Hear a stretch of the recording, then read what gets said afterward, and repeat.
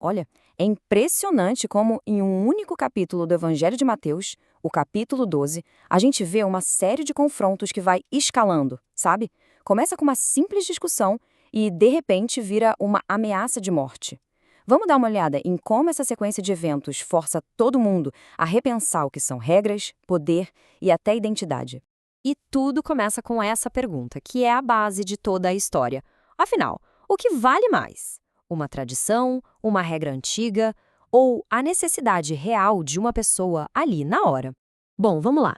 O primeiro conflito nasce exatamente dessa tensão entre a regra e a necessidade. E tudo começa com uma coisa que parece até pequena demais. A cena é bem simples, né? É sábado, o dia sagrado de descanso, e os discípulos de Jesus estão com fome. O que eles fazem? O mais natural do mundo. Pegam umas espigas num campo para comer. Uma coisa básica de sobrevivência. Só que essa atitude simples gera uma acusação imediata. Dá para ver bem o contraste aqui. De um lado, os fariseus apontam o dedo. Ei, isso é contra a lei do sábado. E do outro lado, a defesa de Jesus é genial. Ele não nega o fato, mas ele muda o enquadramento, lembrando de outras histórias das próprias escrituras deles, para mostrar que a situação não é tão preto no branco assim. E aí ele joga o debate para um nível muito mais alto. A questão para ele não é o ritual, o sacrifício, mas sim a compaixão, a misericórdia. Ou seja, a intenção por trás da lei seria mais importante do que seguir a regra ao pé da letra. E ele fecha a discussão com essa declaração super ousada. Ele não está só dando uma nova interpretação para a lei, não. Ele está dizendo que tem autoridade sobre ela. É uma afirmação que encerra a conversa e, ao mesmo tempo, eleva o risco de tudo o que está acontecendo. Agora, a gente vai para a próxima cena e a coisa esquenta. A discussão deixa de ser sobre uma necessidade passiva, tipo comer porque se tem fome, e passa a ser sobre uma ação deliberada de ajudar alguém. Agora, dentro da sinagoga, os oponentes de Jesus tentam colocar ele numa sinuca de bico com essa pergunta. É uma armadilha, claro. Se ele disser que sim, ele quebra a tradição. Se disser que não, ele contradiz toda a sua mensagem de compaixão. E o jeito que Jesus desmonta essa armadilha é fantástico. Ele não dá uma resposta direta. Em vez disso, ele usa uma analogia do dia a dia, uma que todo mundo ali entenderia. A lógica é simples. Se qualquer um salvaria um animal em perigo, quanto mais uma pessoa. A conclusão é óbvia. É sempre permitido fazer o bem. E a reação dos fariseus a essa lógica e, claro, a cura em si, é extrema e imediata. O texto diz que eles saem dali e já começam a planejar a morte dele. O que era um debate teológico virou oficialmente uma ameaça de morte. Isso leva a gente para o clímax do capítulo. A acusação agora vai muito mais fundo. Não é mais sobre quebrar regras. A questão passa a ser: de onde vem o poder de Jesus? O gatilho para essa nova discussão é uma cura, assim, espetacular. Um homem que não via e não falava é completamente restaurado. É um milagre feito em público, que ninguém podia negar. E aqui a gente vê a divisão clara que isso causa. A multidão fica maravilhada, se perguntando se ele seria o Messias. Já os fariseus vêm com uma explicação bem sombria.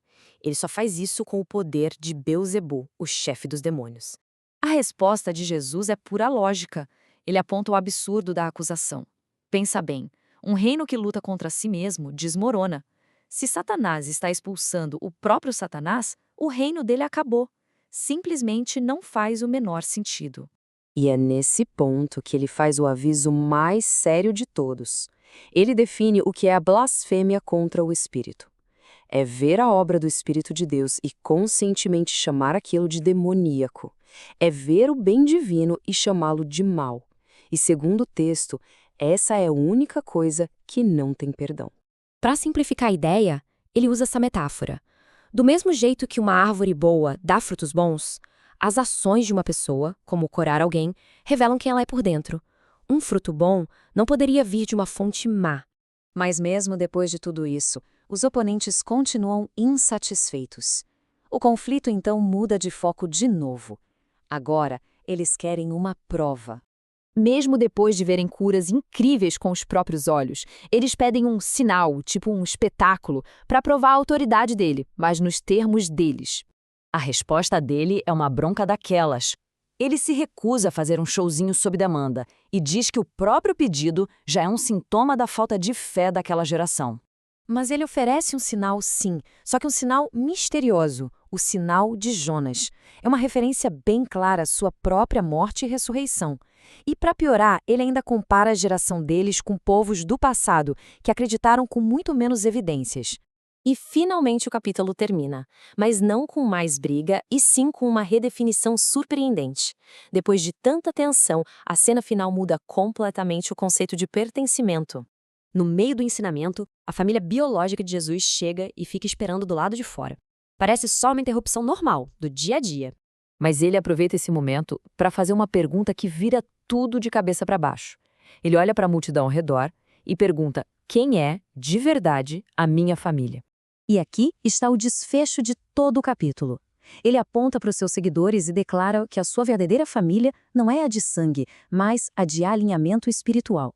Depois de todos os conflitos que o separaram das autoridades, ele define uma nova comunidade. E a questão que fica no ar é, no fim das contas, o que realmente define a quem pertencemos?